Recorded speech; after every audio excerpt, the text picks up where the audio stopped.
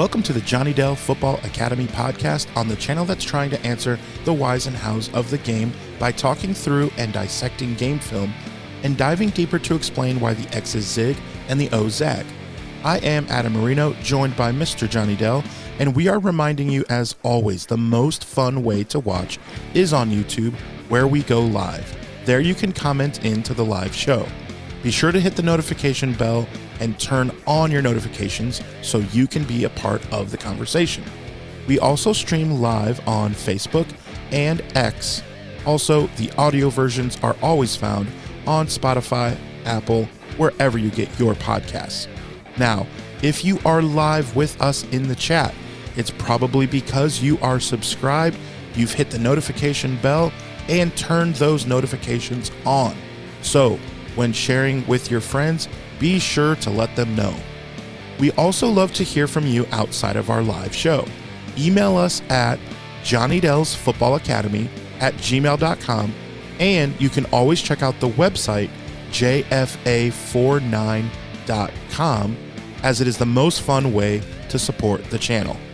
Also, the way we boost the chat and boost the algorithm is to type out hashtag JD49.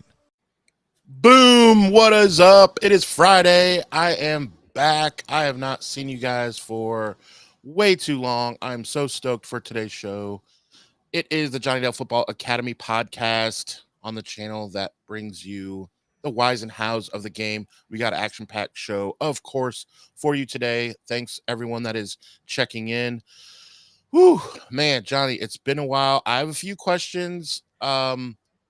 Looking to go to the indie game. Who is it that throws the Niner invasion parties? Ooh, I need to find out. I am a jillion% going. My family, we spend good money on good tickets. We sit up close. I am stoked. So that more to come on that. Sure. And the invasion parties, that is one John Chapman with 49ers Rush. You can check it out at 49ersrushroadtrip.com. He does a fantastic job. I went to one into Seattle, and it was awesome. I didn't go the day of. He actually usually he does a pregame, like night before, party get together at a pub or kind of hangout area.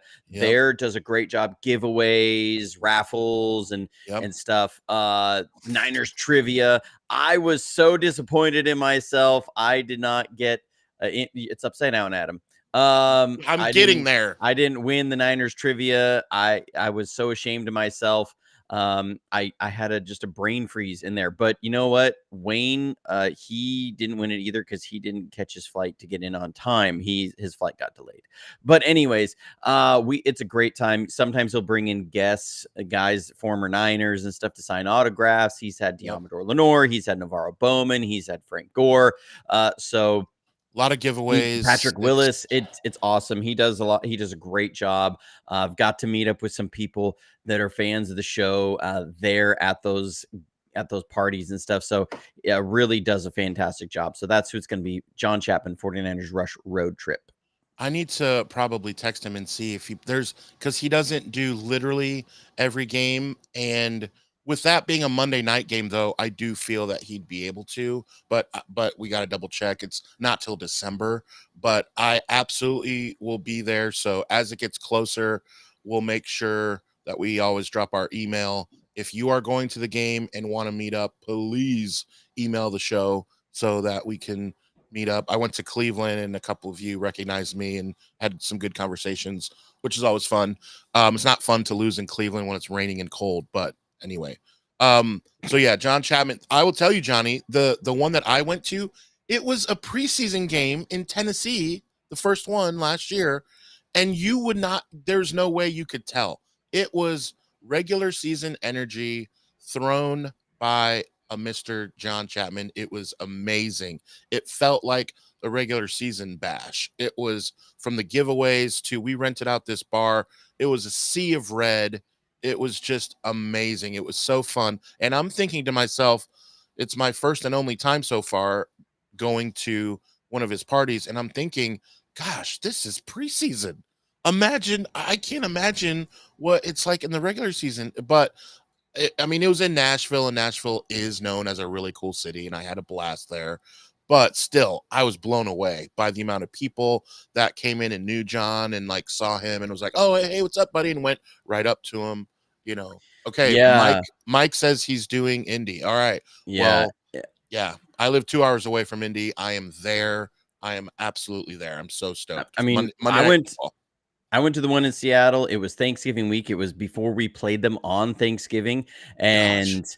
And I mean, it was just awesome because I know the area because I used to live up there, and it was like 3 blocks from the stadium Wednesday night before Thanksgiving in this pub. And it was just full of Niners fans. I mean, it was probably 120 people there that night at that pub. I mean, it was just an awesome night to be in the heart of 12th man territory and just fill up like a sports pub that was normally filled with Seahawks people to the brim with 49ers fans. It was awesome.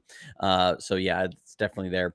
But we are now less than a month away from players reporting to training camp. It's getting here.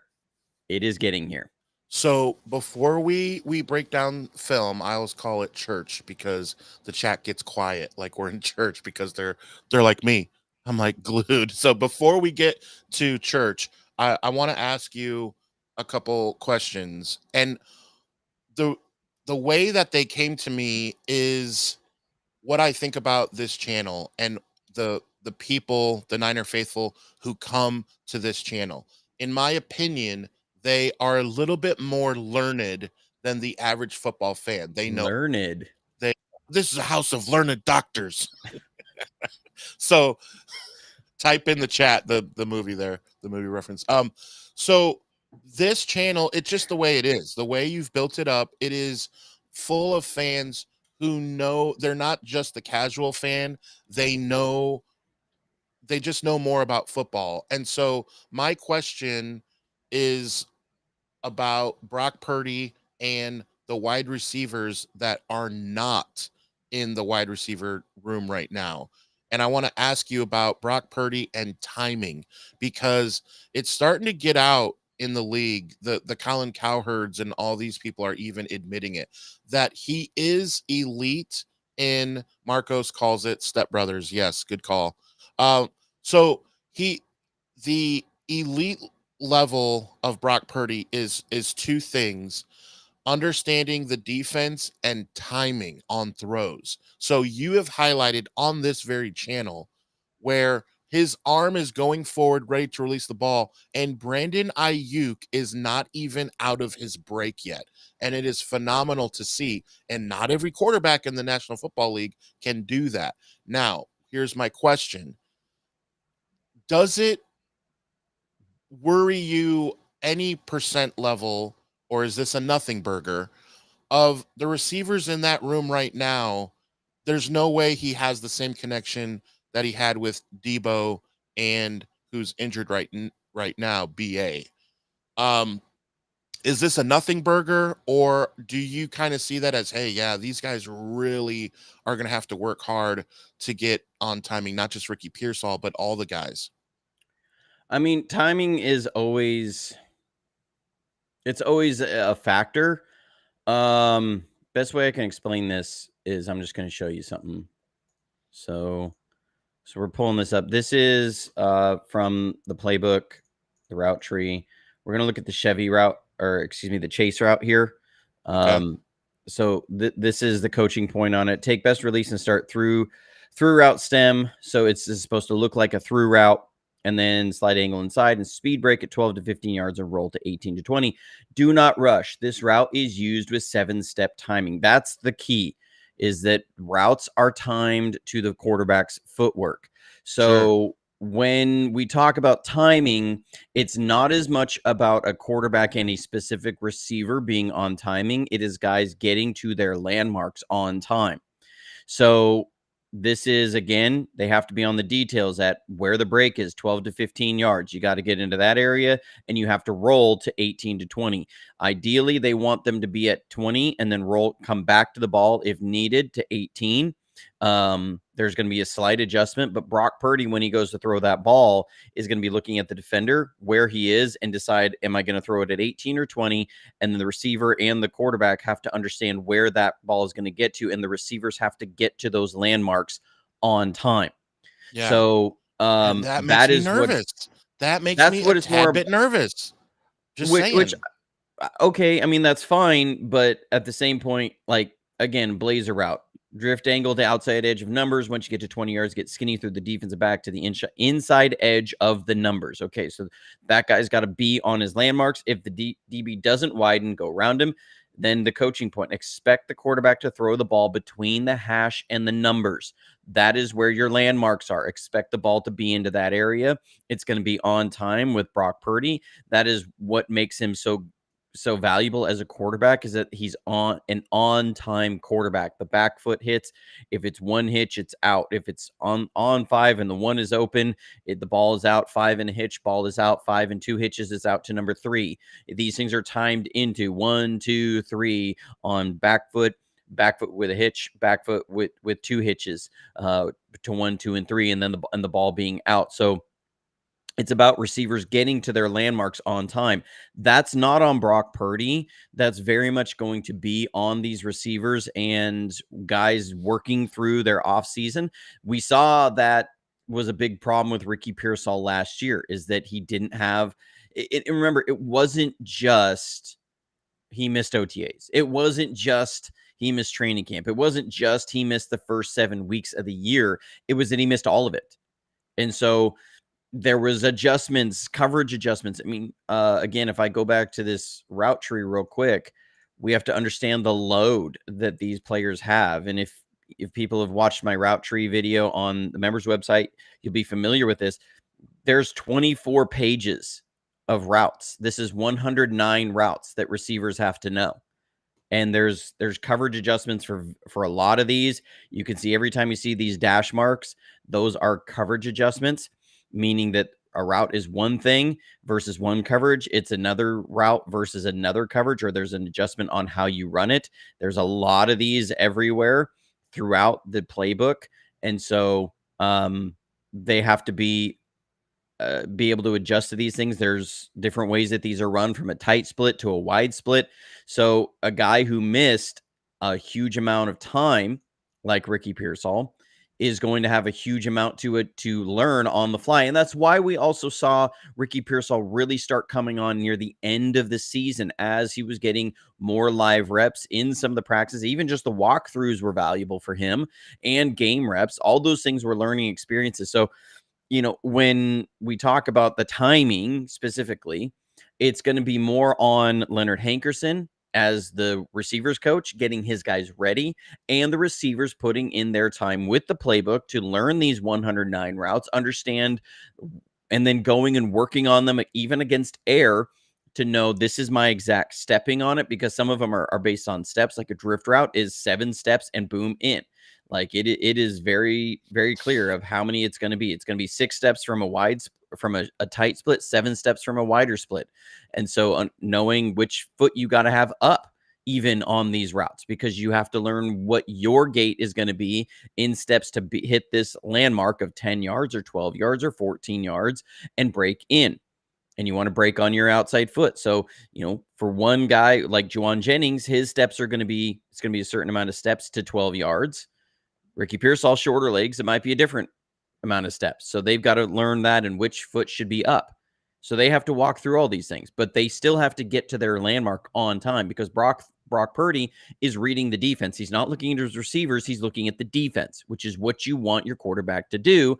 And then he's going to throw to a landmark on time. So you got to get to that spot on time. And that's not new. This is nothing new to football. This has been around since Bill Walsh. Bill Walsh was all about that. That's what made Joe Montana so dangerous, was he'd hit that back foot and the ball would be out, and he's throwing to a spot expecting his receiver to be there. That's what made Jerry Rice so good, is that he was always, always on time to his spot.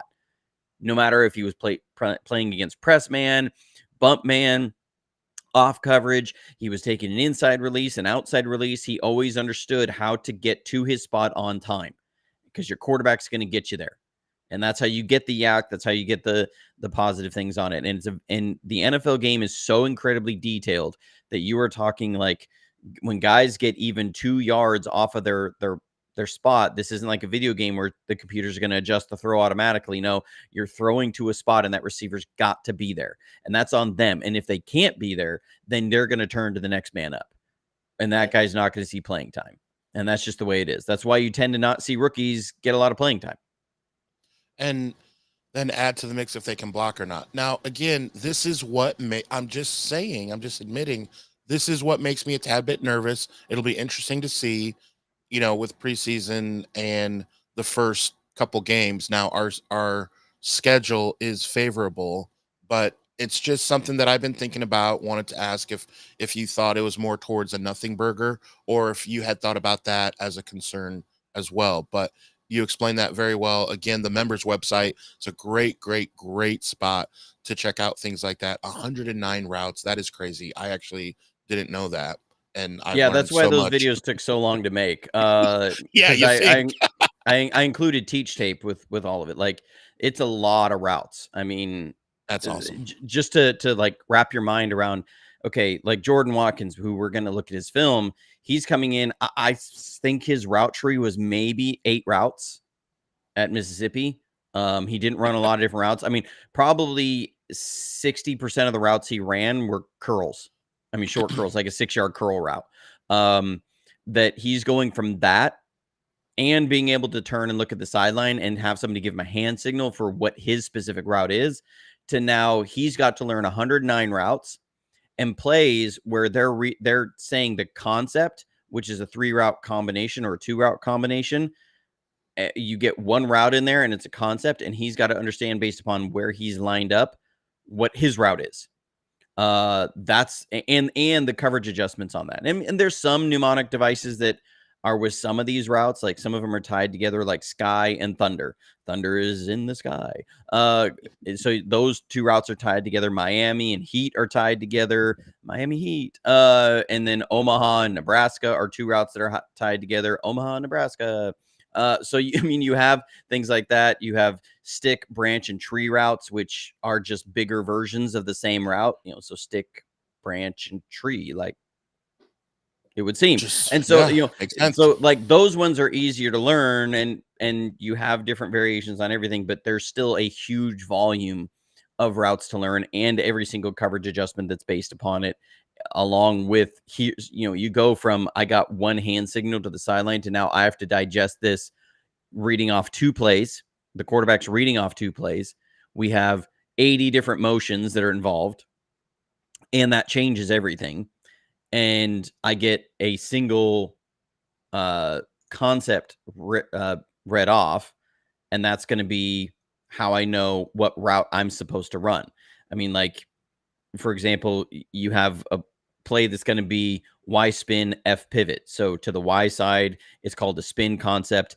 To the F side, it's a pivot concept. So that's what you get on those. Like, so you have to understand the pivot is going to be a 3-route combo that tells the Z, the Y, and the H or the F what they're going to run, and then the other one tells the other side what they're going to run. And there's coverage adjustments in there, so there's a lot for these guys to digest. Yeah, big time. So we'll see. We'll hear stories, I'm sure, of receivers that are stepping up and making better progress than anticipated, and all that. I'm excited for that. Tell us about our 4th round pick. So Jordan Watkins, I dove into the film. Really liked what I saw. There's a lot of good tape there. A lot of reasons to be excited for what he can bring. He's a dynamic athlete, explosive athlete, brings a ton of speed. And I think this was somebody who probably realistically would have been a late 2nd round pick, maybe early 3rd. If it wasn't for his hamstring injury that he had early in the season last year. He got a hamstring injury during their training camp in August, and that was nagging well into the year. You could see a black wrap on his leg that he was wearing a compression a compression wrap, or I'm trying to think of the word to say, is almost like a compression pants, but only on one leg, on his right leg throughout the year. And you could see a little bit of a hitch in his giddy up on film, and it was just a little bit of a wobble, and it slowed him down a little bit, and his playing time was reduced. They didn't want to push him too hard. You could tell it was nagging for a while. And you can also see that in the stats, that over the first 5 games of the year, very few catches, very few yards. But then over the last 6-7 games of the year, he just exploded, specifically against Arkansas. And we're going to see a bunch of clips against Arkansas. He went off for 254 yards. I think it was 4 touchdowns. Yeah, let's see that one. just had a monster game. And after that game, like, every game was about 70 yards or more receiving, whereas before that it was, I think the most he'd hit was 65. And so there was this huge jump after that in production. He had another monster game against Duke, and he ended the year just shy of 1,000 yards receiving. So you go, okay, if this kid was healthy all season, he's probably a 1,200 or 1,300 yard receiver. And that's really impressive. And you're looking at late second, early third round pick. He has the hamstring injury. The production isn't nearly there, especially over the early part of the season. Some other guys like Jack Beck and Jaden Higgins, guys that I highlighted on the show before the draft, and Jalen Knoll had really strong years, and they rise in the draft charts, and they go in those spots that he probably goes in if it's not for that injury. And so so this is a kid that I think has more talent than his draft slot, which is always good for the 49ers. If you can get somebody that's more talented than their draft slot, you're getting a better value there. But explosive athlete, brings a ton of speed, understands spacing and usage of that speed against the defense. So a lot to like about this kid. He's going to have a big learning curve, as we talked about, in that receiver room. But with the absence of Brandon Ayuk for at least half the year, with the suspension of Robinson for probably the first 3 games of the year, this kid's gonna see the field. If he wins out in training camp against a Jacob Cowing. We've been hearing good things about Tariq Owens having been able to redshirt last year. It comes from a very strong pedigree, a little bit. And so, I mean, there's guys that are there. Naylor, who was an undrafted free agent, but it brings massive size and crazy speed to the receiver position and great hands. So, I mean, there's a lot there. This is the fastest wide receiver room as a group that Shanahan has ever had. They don't have any one receiver that is the fastest receiver he's ever had. That's still Marquise Goodwin, and Santana Moss before him back in Washington. Were definitely those Flyers don't have anybody quite at that speed, but he also ran a 4.37, what Jordan Watkins did. So this kid can fly. I mean, that's very similar to Jacob Cowing. We got a couple of kids that can really fly and stretch the field. So really like that. Catches with his hands. He high points the ball. So that's what you like. He needs to do a little bit better working through some contact. Not the biggest frame kid. And but that's my early scouting report, and then we'll go to the film. Yeah, let's do it. All right. That was also a segue to give me a chance to pull it up. Yes. So here is Jordan Watkins. He was easy to spot in the first couple games because, again, you can see that black wrap on his leg. So that is, again, another indicator that disappears later in the season. Another indicator that his hamstring was still bothering him. And it'll be a little hard to see. I can see it because it's really detailed here, but there is a little hitch in his giddy up. There is a little slight limp there. You might see it at full speed. Now, this is going to be one of the easiest touchdowns you're ever going to see somebody have. They have a massive bust here in cover 2. Somebody's supposed to carry him down the middle of the field, and nobody does. He's just going to run a post route down the middle of the field. This is against Georgia Southern, and he's just wide freaking open. But I always include the touchdowns because, well, it's always more fun to see our draft picks catch touchdown passes than a 4-yard out route or a fumble. Yeah, but what I like here is he's going to stem inside a little bit, make sure that this zone defender stays inside, and then he's going to work outside and before he goes to the post. Nice little nuance here of his route running to understand that he's facing zone. He understands he's facing zone. Some guys can't identify when they're facing zone and when they're facing man. He's got a linebacker in front of him, obviously going to be zone. He actually sees that. Believe it or not, some guys have a hard time with that. But he then understands the nuance of the way he's throwing this. And you can see just a little bit of short step on that wrap leg, but gets a good touchdown there versus Georgia Southern. Here, he's going to be running out to the flat. He's really just a check down. They're trying to get something deeper here. But what I like about this is that they don't get what they want and they check it down to him. And biggest thing I'm pointing out here, okay, they're -5 behind the line of scrimmage. Okay. Yeah. Where he catches his ball and he's going to get +8. So when you have an athlete that you can get in space, you can throw it -5 and get +8. He makes some yards after contact. We'll take that as a win any day. When you can do that with any sort of weapon as a little safety blanket, or you can put them anywhere on the field. And if they're in space, you can throw -5 and get +8. Hey, any quarterback or any coach and quarterback in this league are going to love that you can do that. And you don't have to force the ball down the field if it's not there, because you have somebody who can do that. And you can do that with any of your receivers. You can do that with Ricky Pearsall. You could do that with Jacob Cowan. You could do that with Brandon Ayuk. You can do that with Christian McCaffrey.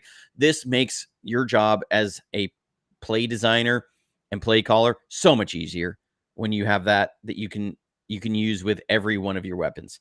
So I love that. Here he is again in the slot. You can always identify him on these clips with the black wrap. He's going to run what's called a basic route here. So it's going to come in and break on an in route at 10 to 12 yards. I love he's against man coverage, and I love the nuance of his route running. I'm going to talk about it here for a sec. He's really smooth in and out of his breaks. Like there's very little throttle down when in his cuts. But the nuance of this route running, first thing he's going to do, he's going to stem inside.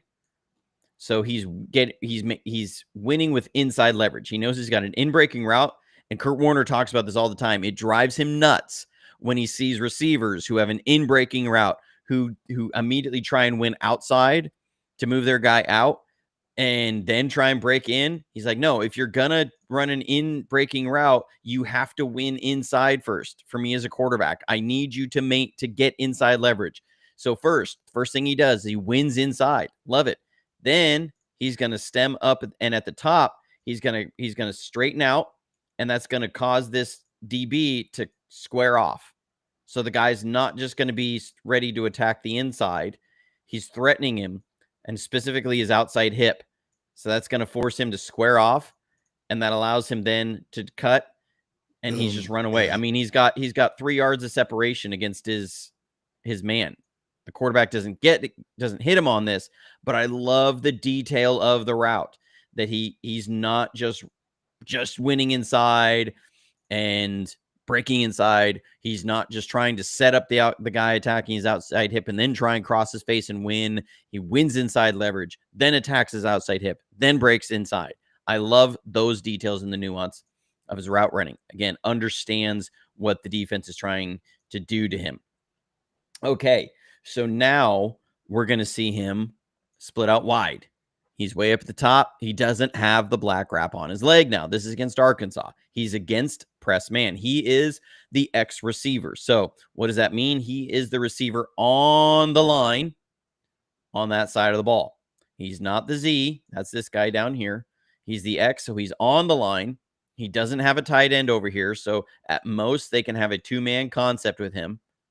And he's playing against press man.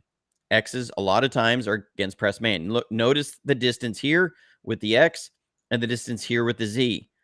The Z has a much easier time because he's got a lot more space to work against the press than the X does. Brandon Ayuk is our X, but he won't be here for a while. So this shows you that he can play the X. Ricky Pearsall can play the X. Jacob Cowing, they a lot of times want him to be the X. So when you have multiple guys who can fit that role, that's a good thing for your offense. So he's up here against Preston. He's just going to run a go route. And watch how he wins and the speed to run away from this corner. He's going to get there and then run past the corner. Just cooks him right off the ball. But again, the nuance in the route running as he wins, he doesn't just win. Now he's going to stack the corner. Okay, he's going to work inside just a little bit, stacking the corner, meaning he has put himself between the corner and where the ball is going to go. So that corner has to go through him to go get the ball. He stayed inside the numbers, just outside the numbers. So he's given his quarterback a big area to lay this ball out, where now the quarterback can lay it out there. He's stacked the corner. He's got the corner into a trail position, and that is a good thing for this quarterback. That gives your quarterback a big margin of error. Quarterbacks like that. They don't like throwing when you are shoulder to shoulder with this guy and you haven't stacked him. They don't like throwing even if you're past him, but you haven't stacked him and you're closer to the sideline. They don't like those things. So the quarterback's able to lay it out there, and he can adjust to it and wall off the corner. You can see the hand fighting that's happening down the field on this route. That's because he stacked the corner. You can see it. The corner's got to try and work through him. He is now blocking it off. It's like a rebound in the NBA where that corner can't get to him, can't get to it. And you can see how far outside this ball ends up being caught. Okay, it's way out here. He was inside the numbers. He gave his quarterback room to lay it out there so he could drift away from the corner. There's a lot of nuance in the details of this. This isn't just a play that just happens. This is big time stuff. And then he's able to finish the play and go get the touchdown. So he's able to do that down the field. We haven't seen a lot of guys able to do that for us. How does that make you feel right there, Adam? Man, that the win on the outside is huge. It opens up so much. I see Christian McCaffrey loving a play like that. I mean, yeah. Gosh. Yeah. So now we're going to see him run a route that we love to run. We usually do this on play action. We do these boots where we're going to fake a wide zone this way, and then Brock Purdy rolls out. And so we run from the backside of these guys on a post route across the field. Well, what we do then a lot of times is we'll run that, and we'll have a guy run a post and then a corner. So he'll run it like he's running a post and then run a corner. So he's going to be up here and run a post corner. This is going to be in cover 2 zone. Again, identifies what's happening here with the defense, and I love the route he runs. We'll let it play in real speed so you can see how he moves. The smoothness in and out of his cuts. I mean, man, smooth route runner. I mean, when I say he went off against Arkansas, this is what I'm meaning. Like, you just see 2 massive plays here. But he's going to understand he's facing zone. So here again, he releases. He understands, okay, I've got inside the corner. He breaks to the post, and he's going to head a beeline straight for the inside hip of this safety. So that safety has to square off, has to sit down so that he's going to square him off. And now he's won, because it's the old receiver saying, if I'm even, I'm leaving. If he gets even with this safety, he's leaving. That safety's not going to be able to turn and run with him. So he sets him up there. This safety isn't. A lot of guys will just kind of half-heart this post fake and cut in, and these safeties will just never turn, and they'll just run with him. Here, you can clearly see the safety has to square up because he's threatened him with a 2-way go. And so safety has to square up, and then he turns, and if I'm even, I'm leaving, and he's gone. And creates, again, 2 to 3 yards of separation. Great throw by the quarterback, but that quarterback had some margin there. Great route, explosive, smooth in and out of his breaks. Nice route runner, understands the nuances of this route running, and then can use that speed. It's one thing when guys have speed. It's another thing when they understand they can't win with just speed. Yeah. Footwork, man. All right, we're going to keep rolling here. Okay, so now we're on here. He's down at the bottom, and you're going to see him on a deep out route. Again, watch the smoothness at which he makes this cut. It's not just a kid with speed. Very little throttle down, keeps on the move, is able to make a catch in traffic and go get more yards. Lot to like there. And then you can line him up and he can run routes from multiple spots. So we've seen him in the slot. We've seen him out wide. We've seen him out wide on the other side. Now we're seeing him lined up in the backfield, and he's going to run a deep out here again. And I love the understanding of what's going on against the defense. This isn't just running routes like he's running against air. You're going to see this. I love the timing he uses on this. I'll explain that a little bit later. But you can see he's not running full speed, and that's not a knock. That's not a bad thing.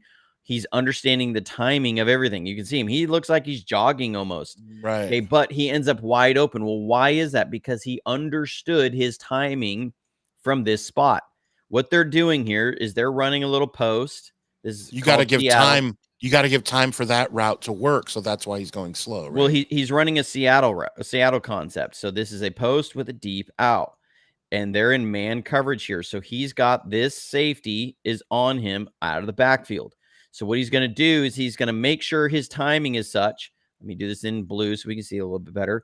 So that this post route is going to come up, and as his defender has to retreat, the post route is going to create interference. So he understands the timing. He's not rushing the route. So you see it here. You can see his man is right there. He's going to have to work through this traffic. So he's using that to set it up on his out route. And bam, there's the interference. Yeah. He understands how to set his guy up on the interference.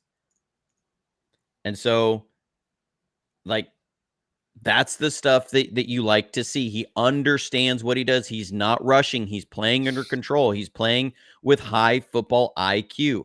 I really like that. Then he brings some physicality here. So he's on the outside. He gets a penalty here, but I love the physicality of this block. He's going to come down and lay a crack block on a linebacker. And this is just awesome. Let's see. Oh, excuse me. No. This is the wrong one. My bad. That's got me all fired up. My bad. I'm so sorry. Okay. So I didn't look at my notes. I was jumping the gun. It's the next play after this. I have my notes over here on the third screen. But here he is again lined up almost like a tight end. They're going to motion him out late. Watch the burst out of his break here. And the way he operates this route is awesome. So there it is. Boom. There's the separation. He won so quick. So you're going to see separation right here. Okay, again, if I'm even, I'm leaving. He's got the separation. He's one outside. Quarterback's already thrown it. This DB's cooked at this point because he's going to get this separation. DB's going to panic, and this quarterback can put the ball anywhere. And so now the guy is panicking. He's in a trail position, and then he's going to go and high point this ball. Watch how he doesn't wait for the ball to come to him. He adjusts to it and then goes and high points it so the corner has no chance to make a play on the ball. I love that. So many guys wait and they catch it with their body. They'll say, I've won. So they just turn and try and jump up and catch it. He goes and high points the ball. There's the quickness in his feet, the burst to separate, and then adjustment to the ball and the high point. Love it. Like I said, he went off against Arizona. Okay, now we're going to see him here. All right. Throw a crack block. Quiffle Ball says we got all hyped for a pancake or something. I know. Okay, here we go. You're going to see him here. Bring this crack block. Bam! Double Nike'd him.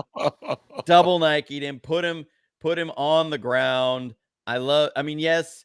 He was like 2 inches away from that not being a penalty. He's just got to get his head around. But the physicality he brought with that, he's playing against an end man, and he's going to crack block down like that. We do this kind of stuff all the time. We asked Debo to do this kind of stuff. So seeing this, the double Nike is bam, both Nikes up in the air, lays the guy out, and I love the way he's so proud of himself on this. Watch the little almost taunt at the end. Oh, I love it.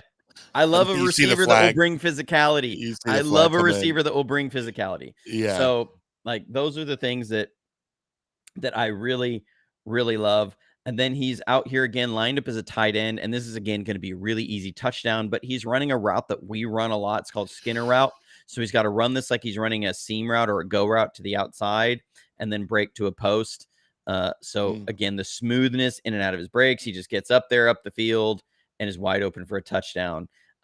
You can't blame a guy for being wide open when the defense doesn't cover him, but he did his job right, and he's there. Okay, now you're going to see the effects of all this speed. So he's down here at the bottom, and look at the cushion, and this guy's going to continue to retreat. This guy's going to give him by the time the ball snapped, like a 9-yard cushion. And when that happens, now you just run a little 6-yard curl route. And so this is second down. It's like 2nd and 6. You get a huge cushion on the outside. You just throw it out there. Guy goes and gets a couple extra yards, and you have a first down. So here's the first down marker. This is where I got. You will take that time and time again. Yeah. If you have a guy that can create that kind of cushion, and on 2nd and 6, you can get a first down. 2nd and 5, you can get a first down, because you know what Kyle Shanahan's going to say? I get one more chance to run the ball now. And so he's going to be all sorts of jacked for that and hyped for that, because he gets another chance to get a 75-yard touchdown run, is what he's going to look at, which he loves more than anything. So he's somebody that can bring that and bring that. Now, again, even with the cushion, you're going to see the speed and the smoothness in and out of his breaks. So he's going to come up in here. He's going to run a little stutter and go on a post. And this is one of the dirtiest burns you're going to see against a DB maybe ever. So watch this up at the top. He's going to get it. Oh, my goodness. What the Smoked him. Smoked that guy. Let him cook. This guy thought he was Jason Sehorn out here. He thought he was... thought he could be playing corner at Cooper de Juan. Everything. So again, just watch this. Oh, got the guy to stop his feet with the little stutter to the outside and gone. Zoiks. This is just a thing of beauty to watch. We're gonna watch it one more time again. I love it. Just gone. Speed. Speed. This is what I mean. This kid had a monster game against Arkansas. And it wasn't just Arkansas. He was productive in other games, but you're seeing the tools that are there. Like I said, this kid was probably a late 2nd or early 3rd, like talent-wise pick, if he didn't get that hamstring injury. So, and number 3, I'm not sure who it was, number 3 for Mississippi, one of their receivers, he then in Watkins' absence was able to ascend. I mean, they threw that dude went off against Georgia Southern. I want to say I saw him catch like 4 touchdown passes, and they were just throwing the ball deep to him all the time, and he was burning everybody. And he cooked Arkansas for a couple plays. He's going to be a kid to watch. I'll have to go look up who his name is. But, one of those, I'm watching Watkins, and then I'm seeing number 3 just run around and get massive yards. It was like it was happening with every team, every defense I was watching play Ohio State. I was sitting there watching their receiver number 4 burn everybody, and I had to go look him up. And it's a kid who's a sophomore this year and won't be able to come out in the draft for 2 more years, I think was what his status was. And I was like, this kid's going to be a monster when he comes out if he continues on, because he was just burning everybody, every defense he played against. So a couple questions with this monster that we're seeing in Watkins. Dr. Steve asks, what would be the smart way to ease Watkins in? Spoon feed him routes or make him learn them all? Well, the hard thing because people, this is a common thing. And so I'm not just saying with you, Dr. Steve. I see this a lot on social media. I see this a lot everywhere. Somebody says, well, you should give him a package of plays or a package of routes that he has to run. The problem is when you're facing the NFL, that will work for about 4 games. After that, you're going to have every single defensive coordinator will have somebody in their quality control staff charting exactly. And maybe even with advancements in AI, that'll happen even faster, that there's going to be specific charting of who runs what routes. And so they will know if a receiver has a limited route tree. And then what they're going to do is, in the scouting reports, even the way it is now, like I said, it would just happen a little bit faster with AI, but it's usually out by the third day or the fourth day as they're giving the scouting reports on different players. If Jordan Watkins goes out there, they're going to know what's the percentage of plays when he's on the field that are run versus pass. And then what are the percentages of different routes he runs? And all their defensive backs are going to, they have the task of memorizing those. So they know every single receiver, what percentage of what routes they are. So if a guy has a very limited route tree, that's going to make a defensive back's job very, very easy. So again, because you're in the NFL, these guys are working 50, 60 hours a week, studying on this stuff and practicing against this stuff. So if you have a receiver who runs 109 routes and they make 10 of their routes look similar in there, and they have like packages of releases that, these 10 routes all look the same on the same release, then these 10 routes look all the same on the same release. That makes it much, much, much harder for a defensive back. If a guy comes out and he's got 2 releases and it's going to be 1 of 3 routes on either side, and you can then look at, okay, based upon this formation, we know what the possible eliminators we can have. Are they going to get it 100%? No, but it's going to make his job a lot harder. And so he can run routes as nuanced as he wants, but if he has a very limited route tree, defenses are going to pick up on that really quick. Like I said, it'll only take 3 to 4 weeks, and they're going to pick up on that real fast. So the idea of kind of spoon feeding him routes and easing him in on that, Shanahan's he doesn't really do that much. You see that a little bit, like Jacob Cowing last year had a kind of a package of plays, but you have to use that sparingly. If you have to try and use all 4 or 5 of his package of plays in one game, and you do that in back-to-back games, you're tipping your hand on all that stuff. Yeah. And that's exactly. Again, why some running backs tend to have a hard time seeing the field, because if they get on the field and it's a 70% chance that it's going to be a run, the defense is going to be alerted to that. The defensive coordinator, they're going to have a guy up in the booth that sees the personnel come in. He alerts the defensive coordinator. The defensive coordinator calls it in along with his play to the green dot on the field, and he's going to alert everybody. This isn't just like guys have to see it on the field. They see a certain player come in. There's a quality control coach who his sole job during the game is to watch for that stuff. And he's going to have a chart of it in his book. That's why there's like 10 coaches up in the booth. They're all watching for different things. So all of that happens. You can't tip your hand on that stuff. So I would say the smart way to do it is he's got to learn a good chunk of routes, and then you can work him in on different stuff. But if he only knows 10 routes, then he's not going to see the field, and he's got to be able to block. He has to be able to block. So the smartest way to ease him in is teach him how to block really well first, and make sure he's working on it, and make sure he knows that he knows at least half the route tree really, really well. And so, and that way you can do what you want with him. One thing we talked about on this show last year was Garendo, that I think there was a point where we think that maybe defenses were keying in that when he was in, because he wasn't a good blocker, you could just assume that it was going to be a run. We kind of talked about that. And we'll see how he does this year with a whole year under his belt. Well, you knew it was either going to be a run or he was going to go out for a pass. And so that really allowed defensive coordinators to have checks, like when he was on the field, of saying, okay, if we see him on the field, like, because this is what they'll do, what defensive coordinators will do with their players. They're going to say, okay, on 3rd and 5, we have this package. We're going to run these, 8 plays, but we're also going to have a check. We're going to have 2 checks, and we'll alert you to which one it's going to be at what time or what situation on the field. And if we see Isaac Garendo next to the quarterback, here's what we're going to check to. And we're going to check to this, where we're going to bring a blitz off this side, because we know he's not going to be staying in the block.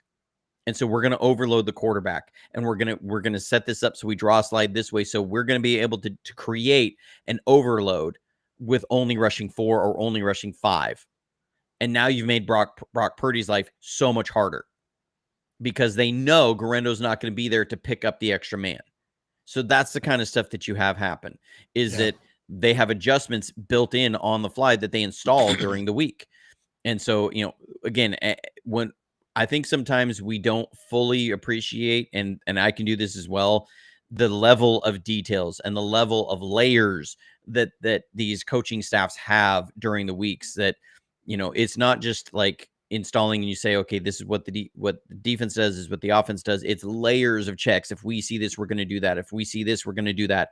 And these guys go over it and over it and over it. I mean, that's why the old Legion of Boom was called Seattle, because they were taking Adderall to help them remember and focus on all of this stuff throughout the weeks, because there is a huge amount of information, and that's what separates guys at this level, is that they have consumed so much more information than you would think. It's not just going out there and winning with your athleticism. There's so much to the mental side of this game. You have consumed so much information if you have subscribed to this channel, because this channel is all about the whys and hows. Remember to hit the notification bell so you can be notified when we drop new content. I'm really excited for getting into the season because of Johnny's videos. You can go back and watch any of his old videos. Again, one of my all-time favorites is the video that Johnny did on why this is when Brock Purdy was like in the maybe top 4 running, I think, for MVP. And the video starts off with some negative plays, and he brings that full circle and explains why he showed that. And it's just because it's not just a video of Brock Purdy's 10 highlights doing something really good and saying, see, like it doesn't work that way. You have to look at some of the things that happen as a negative and how he learns from it, and then look at the progression. And it's things like that. That's one of my all-time favorite videos. Talk about that all the time. So be sure to hit the notification bell. Johnny, have you cooked up anything lately? You haven't texted me pictures of your rump. No. I mean, yes and no. I did some barbecue before I left. I wasn't on the show last week. As I said, I took a bunch of kids to a summer camp. But I've got a brand new order of White Oak Pastures coming in this afternoon. You can always check them out. Again, some people get cranky when I mention this stuff on the channel about different things, so I'm not going to get into it too much. If you want food that has that's very clean, no pesticides, no herbicides, no animal alteration, natural diets, just look into it yourself. If you don't believe me, I'm not going to claim to be an expert on this. I've spent far too much time studying or reading about this stuff and researching this stuff. You can spend your time doing that as well. But if you're looking for an alternative to the mass production of proteins and meats out there, you can check out whiteoakpastures.com/JD49. They ship nationally. They have a lot of great stuff. I'm about to try some new products that they have. Some new sausages that they got from their heritage pork. So that's coming in today. I'm excited about it. Yeah, awesome. Okay. Couple things going on with me. I can let you know. We are coming up on episode 100 of Sports Idiot Nation, coming up very, very soon. We're on episode 221, which is wild, at the JFA podcast. But Sports Idiot Nation, every Monday and Thursday is a new episode. Season 2 is coming. It's rapidly approaching. Also, for any rap fans here, Quiffleball says, "Where's the beef?" Yes, good Wendy's commercial. There, you're a little fun fact, as I go Sheldon Cooper here. Fun fact about that commercial was that old lady. She was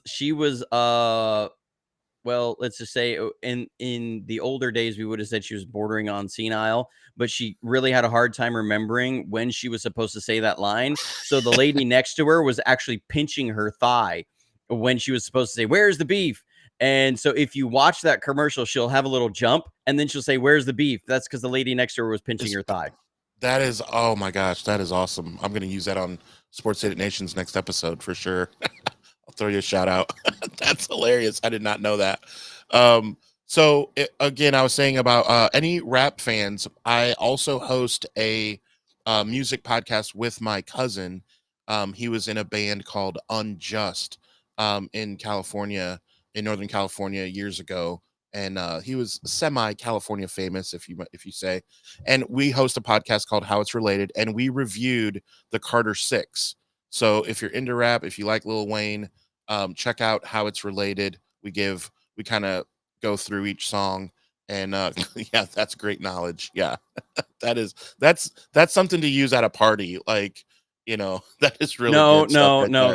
That's not something to use at a party. That does I'm not. using it at a party. I'm That blaming usually you. makes somebody look at you and go, "Oh, okay, Cool, and then they just walk I away. gotta go talk to this guy about a business venture. I'll be right back." And then they What? leave. A pyramid scheme? Yep, I'm coming. Like, oh, sorry, I gotta go get latched to a pyramid scheme. I gotta go. Yeah. Oh man, it's good to be back. I have missed everyone. Holy cow. And it's awesome to see that people are going to be going to Indy, 2 hours away from where I rest my head. So very awesome. Again, be sure to hit the uh, notification bell. Again, take your phone, show Niner fans your phone and say, hey, I got something to show you. I do that any chance I get. Love it. So, man, we'll see. I want a big story to break this weekend so we can have something more to talk about. See, We're in I'm the okay dog with that days. because there's no. This is one of those times a year where no news is good news. The fact That's that we fair. got That's fair. all the contract drama done, that we're not sitting here in July going, Yeah. when's Brandon Ayuk going to sign his contract? What's the deal with Christian McCaffrey and the calf issues and what's going on there? The fact that we don't have any of that it's only been everybody's there, everybody's working, all the things are rolling well. Ricky Pearsall had a little bit of a tweak, but he really could have gone the last day of OTAs. They were just being cautious with them. These are all great things. So nothing is going to break. I hope the biggest news of the last 2 weeks has been the 49ers changed a couple guys' titles in the front office. That's been it. Yeah. That it really hasn't changed much. That is the biggest news. I am so happy, and that makes me even more excited for the season. The headline, no news is good news. So we will see you Monday. In the meantime, in between time, stay safe, stay healthy, and as always, go Niners.